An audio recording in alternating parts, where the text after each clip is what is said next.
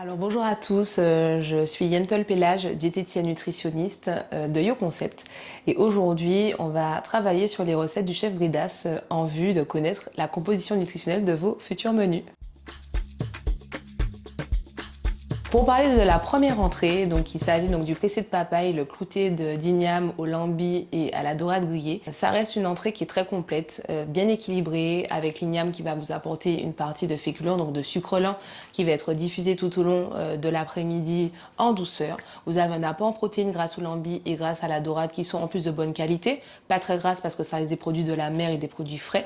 Et puis bien sûr la papaye qui est l'élément phare de cette recette. Fruit de saison, fruit local, très intéressant pour la santé intestinale, pour améliorer le transit, parfait pour prévenir des cancers digestifs divers et variés, riche en fibres et en protéines, donc franchement c'est génial.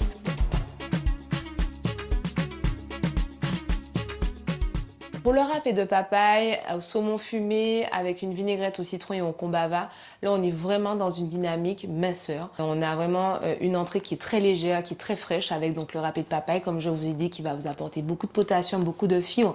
Le saumon fumé, également des protéines de bonne qualité. Juste attention, pour ceux qui ont des problèmes d'hypertension, le sel du poisson fumé peut être représenter un risque, donc ce serait juste ça.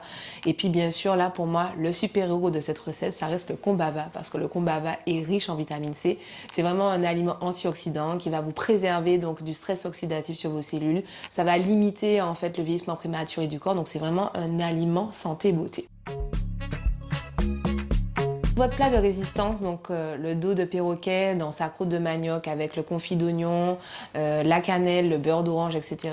Franchement, ça reste un plat pour moi qui est de très bonne qualité, qui est très fin, très léger aussi, parce que bon, vous avez aussi un apport en protéines de bonne qualité avec le perroquet qui sont facilement en plus digestibles et facilement assimilables par l'organisme, donc ça c'est très bien.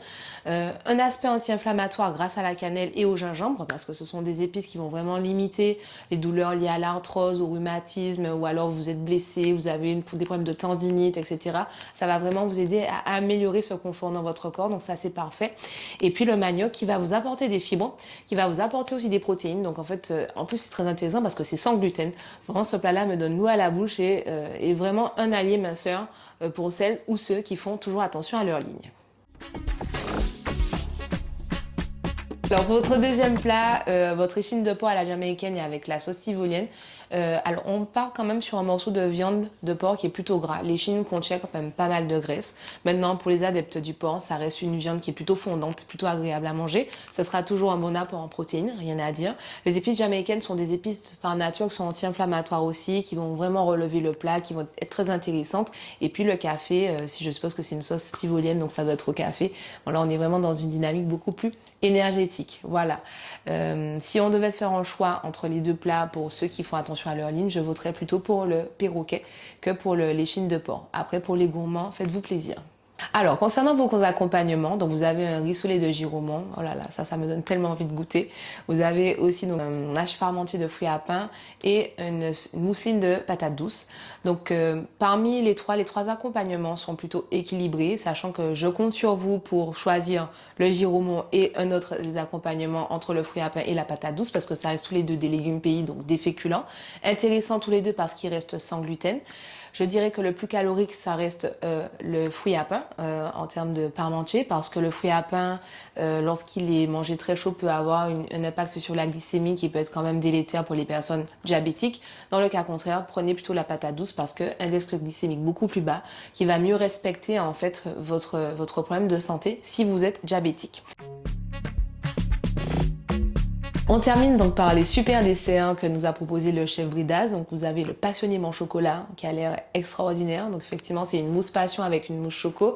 Les mousses de manière générale sont plutôt légères. Pour terminer un repas, je trouve que c'est plutôt intéressant parce que vous terminez le repas sur une note sucrée mais qui ne reste pas trop lourde, trop difficile à digérer. Par la suite, l'entrelac patate coco, beaucoup plus riche. Ça reste quand même des entremets mais la patate reste la patate douce, donc ça reste quand même un féculent. Ok, c'est très intéressant parce que ça va vous apporter des vitamines, bêta-carotène, vitamine A surtout. Et le coco, super-héros de l'alimentation, qui va vous apporter des fibres, intéressant pour le transit, des fibres douces facilement assimilables par le gros intestin, qui va vous apporter également des acides gras essentiels, vitamine E, également également. La vitamine E qui est aussi une vitamine antioxydante, qui est une vitamine liposoluble. Donc franchement, le coco de ce côté a toutes ses vertus. Donc entre les deux, pour ceux qui font attention à leur ligne, je vous conseillerais plutôt le passionnément choco. Et pour les plus gourmands, l'entrelac patate coco.